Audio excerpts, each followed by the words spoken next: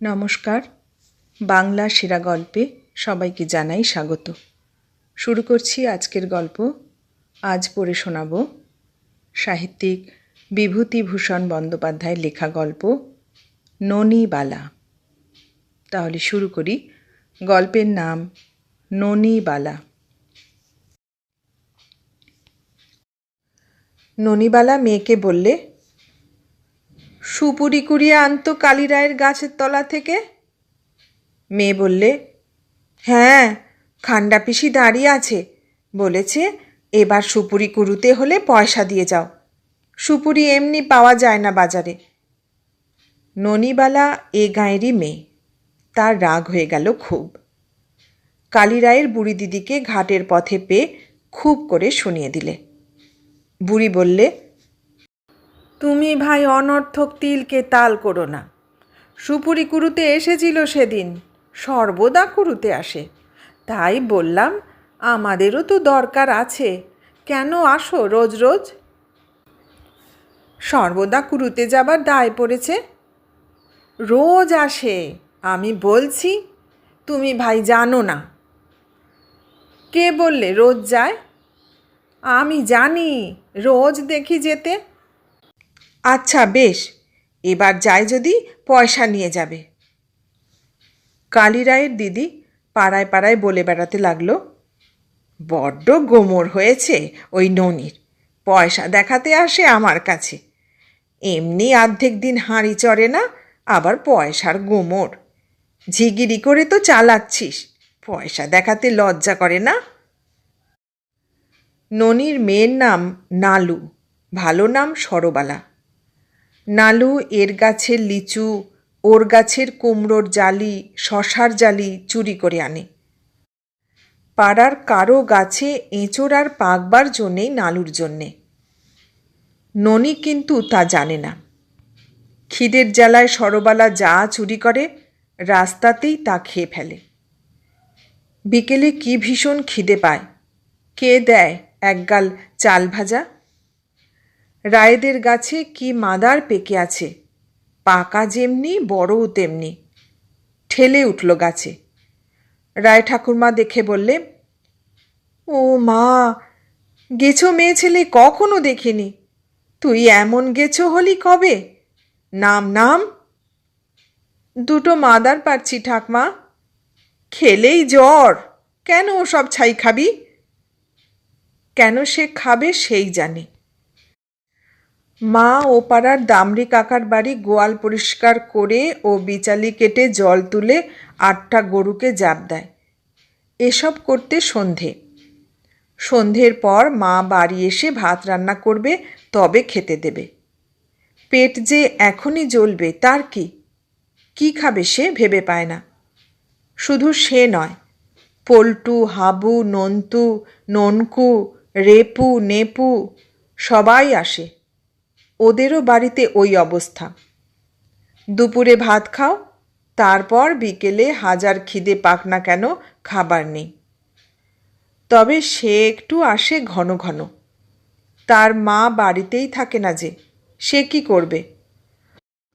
ওরা চাইলে পায়, তার তো চাইবার লোকই নেই, অথচ খিদে, কি ভীষণ খিদে, পেটের মধ্যে কেমন যেন কামড়ায় খিদের জ্বালায়।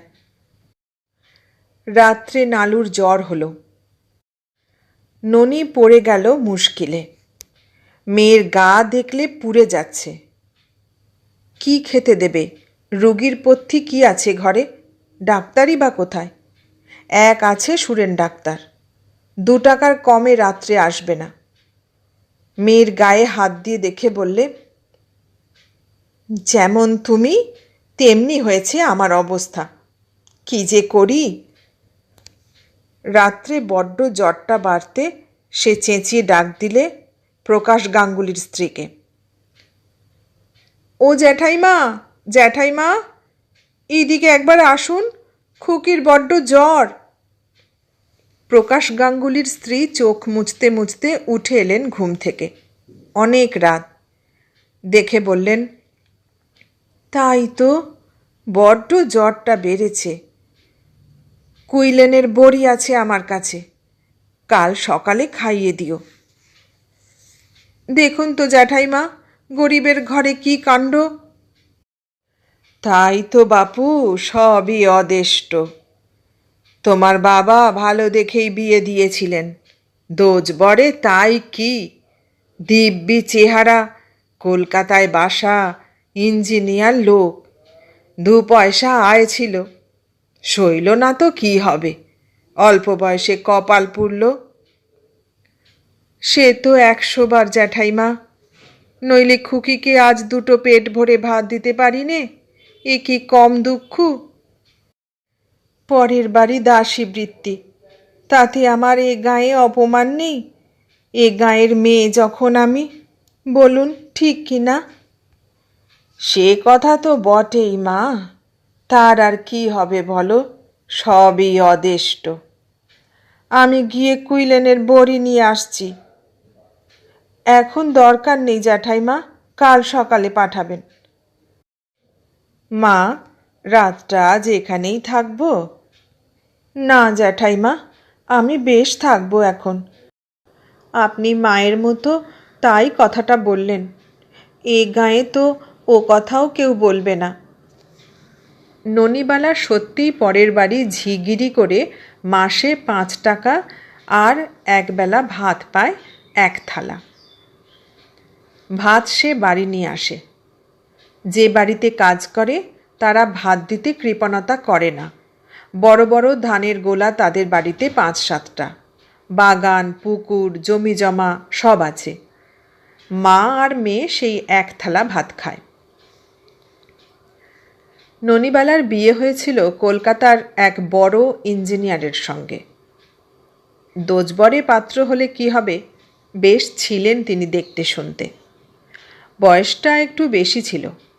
ননিবালা গিয়ে দেখেছিল তার বয়সের 2টি সৎ মেয়ে আছে তার। সৎ মেয়ে 2টি কোথায় থেকে পড়ত, বাড়িতে আসতো খুব কম।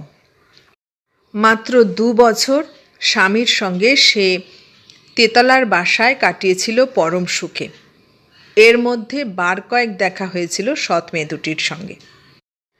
বড় মেয়েটির বিয়ের সব ঠিকঠাক। সে সময়ই স্বামীর অসুখ করল। বিয়েও হলো, মাসখানেকের মধ্যেই স্বামী মারা গেলেন। তারপর বড় মেয়ের স্বামী ছোট মেয়েটিকেও নিয়ে গেল সুদূর পশ্চিমে তার কর্মস্থলে। সৎ শাশুড়ি একা বাসায়। ননিকে কেউ বললেও না সে কি করবে, কোথায় যাবে, কি খাবে। সরবালা তখন 1 বছরের শিশু। দরজায় এসে ট্যাক্সি দাঁড়িয়েছে। বড় সৎ মেয়ে সুললিতা তার ছোট বোন সীমাকে নিয়ে উঠছে মোটরে স্বামীর সঙ্গে। ননিবালা দরজায় দাঁড়িয়ে দেখছে। সুললিতা কাছে এসে দাঁড়ালো। ননির প্রায় সমবয়সী তার এই সৎ মেয়েটি, বরং কিছু বড়। সীমাই ননির সমবয়সী। সুললিতার পরনে দামি ভয়েলের শাড়ি, হাতে পুঁতির মালা দিয়ে তৈরি ভ্যানিটি ব্যাগ। ননিবালা বললে, এসো মা, সাবধানে থেকো, চিঠিপত্তর দিও। ননিবালা পাড়া গাঁয়ের লাজুক মেয়ে, নিজের কথা কিছু বলতে জানে না। সুললিতা বলেছিল একদিন তার স্বামীকে, ওর অভাব কি, বাবা সর্বস্ব ওর পেটে ঢুকিয়ে রেখে গিয়েছেন। ননিবালার পেটরাতে নগদ 22 টাকা আছে, ওই তার শেষ সম্বল, ভগবান জানেন। ননিবালার গহনাগুলো সৎ মেয়ে 2টি চেয়ে নিয়েছিল বিয়ের সময়, বিশেষ করে সুললিতা। ওগুলো নাকি তার নিজের মায়ের গায়ের আদরের গয়না, ন্যায্য মতো নাকি ওরই প্রাপ্য। সুললিতা বেশি কিছু না বলেই বিদায় নিলে। জামাই এসে প্রণাম করলে। এই লোকটি প্রথম তার সঙ্গে কথা বললে যাবার সময়। মা, তাহলে আসি। এসো বাবা, চিঠি দিও। আপনি সাবধানে থাকবেন কিন্তু, একা রইলেন এখানে, দিনকাল বড্ড খারাপ পড়েছে। তা তো বটেই। চিঠি দেবেন? তোমরা আগে দিও। পেছন থেকে সুললিতা বলে উঠল, ওগো দেরি করো না, 10:30 বাজে। ননিবালা ফিরে এসে ঘরে ঢুকে মেয়েকে কোলে তুলে নিলে। বললে, খুকি, ওরা চলে গেল, আমাদের ফেলে রেখে চলে গেল। কার কাছে ফেলে রেখে চলে গেল রে? দেওয়ালে স্বামীর ফটোখানার দিকে চেয়ে ওর চোখ দুটি বেয়ে ঝরঝর করে জল পড়ল। এর মাস 2 পরে মেয়েকে নিয়ে ননি বাপের বাড়ি চলে এসেছিল এবং সেই থেকেই এখানে আছে। আজ 10 বছর আগেকার কথা এসব। সৎমেয়েরা কোনো চিঠিপত্র দেয়নি, কোনো খোঁজ খবরও নেয়নি। সরবালা সেরে উঠল না। সেই থেকে রোজ সন্ধ্যার সময় একটু একটু জ্বর হয়, না আছে ওষুধ, না আছে পথ্যি। ননি যখন পরের বাড়ি কাজ করতে যায় তখন সরবালা একাই বাড়িতে বিছানায় শুয়ে থাকে। কোনো দিন জ্বর আসে, কোনো দিন আসে না। যেদিন ভালো থাকে সেদিন কামার বাড়ির হর আর মতি তার সঙ্গে কড়ি খেলতে আসে। যেদিন জ্বর আসে কাঁথা মুড়ি দিয়ে পড়ে থাকে, একাই শুয়ে থাকে। ননি কিন্তু খুব শক্ত মেয়ে মানুষ, কিছুতেই সে দমে না। সন্ধ্যাবেলা ফিরে এসে সে বেটে কাটে রোজ। আগে বেটে কাটাতে জানত না, ক্রমে শিখে ফেললে। 1 পোয়া থেকে 1.5 পোয়া দড়ি কাটত প্রথম প্রথম, ক্রমে 1 সের পর্যন্ত কাটতে লাগল। রাত 10টার মধ্যে 1 সের দড়ি বেশ সরু করে কাটতে পারে। প্রকাশ গাঙ্গুলির স্ত্রী একদিন এসে বললে, বেটে কাটছ মা, বেশ বেশ। শিখেছি জ্যাঠাইমা, কিছু আয় করা তো চাই। কোথায় শিখলি? বাড়িতে। কে আবার শেখাবে? সন্ন্যাসী কাকা বুড়ো বয়সে বেটে কাটত, তার কাটা দেখেছিলাম অনেক দিন আগে, সেই থেকে শিখেছি। সরবালার পা ফুলল, মুখ ফুলল, পুরনো ঘুষঘুষে জ্বর। সকলে বললে, এর একটা ব্যবস্থা করো, নইলে খারাপের দিকে যাবে।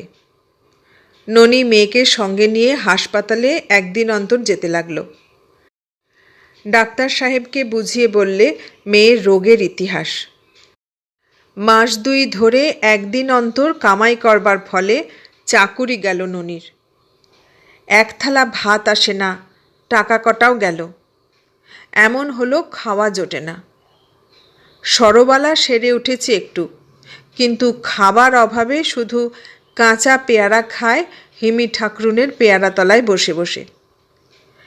এর ওপর এক নতুন বিপদ বাঁধল।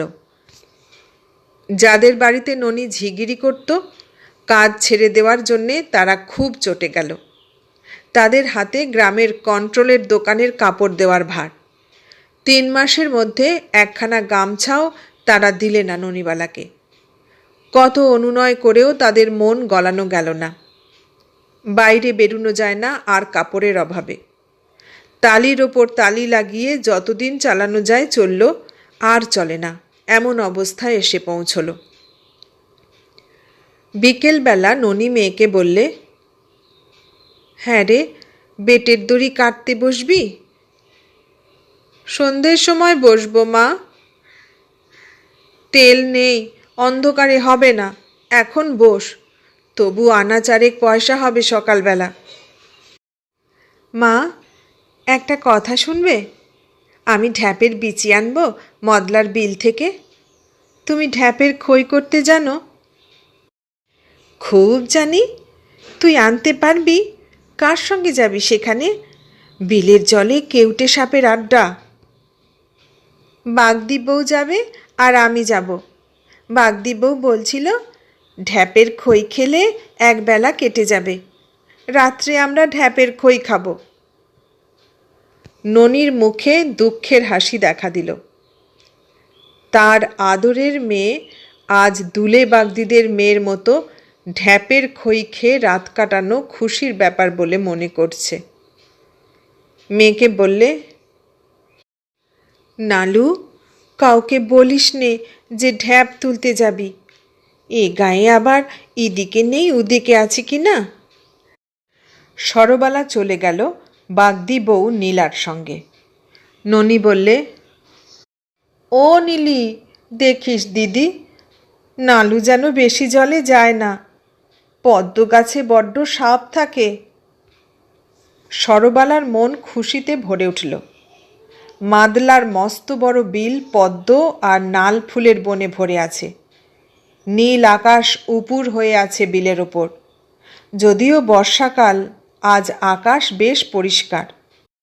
শরতের আমেজ আছে রোদ্দুরের গায়ে।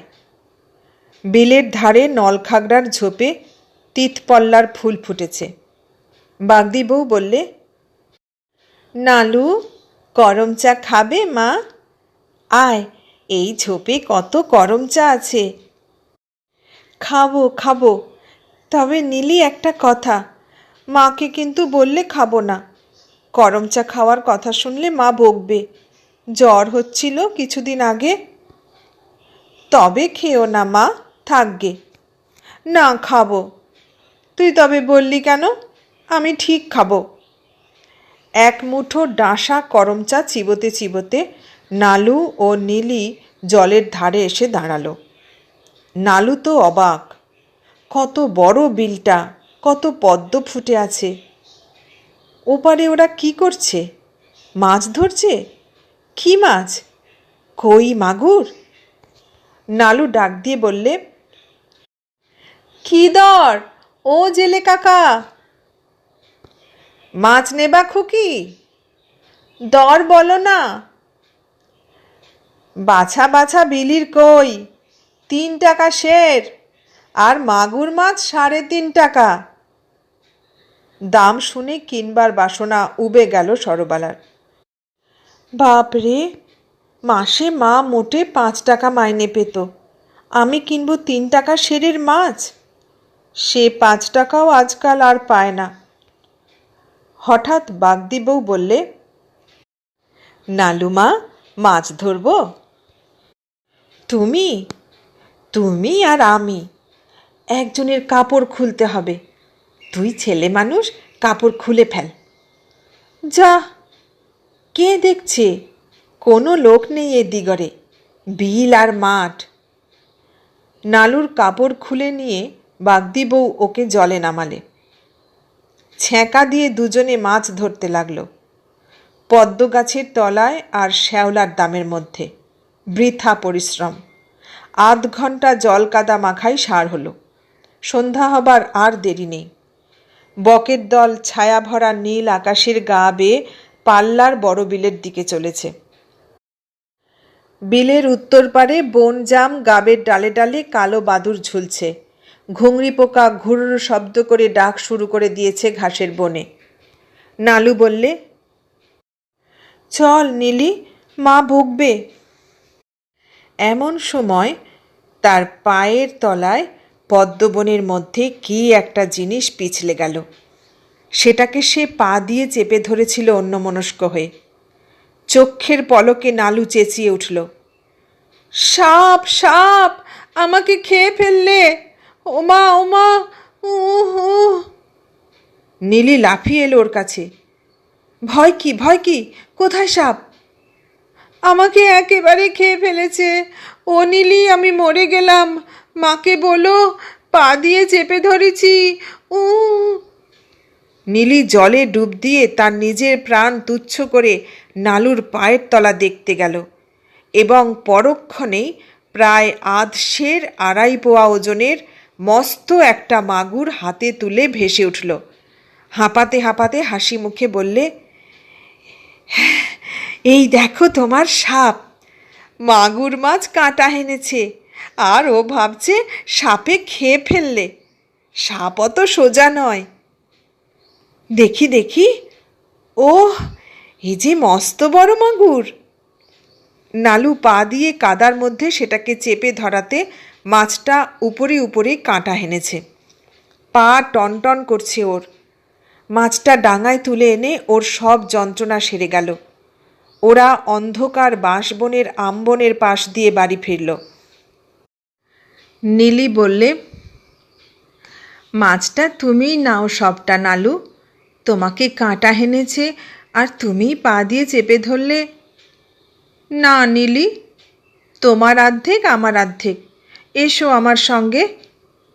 অন্ধকার উঠোনে পা দিয়েই নালু চেঁচিয়ে উঠল, মা গো, কি এনেছি মা, মস্ত এক মাগুর মাছ। তারপরেই সে থমকে দাঁড়িয়ে গেল। কে একজন চমৎকার মেয়ে মানুষ সেজে গুজে ওদের ঘরের ছোট্ট বারান্দাতে বসে মায়ের সঙ্গে কথা বলছে।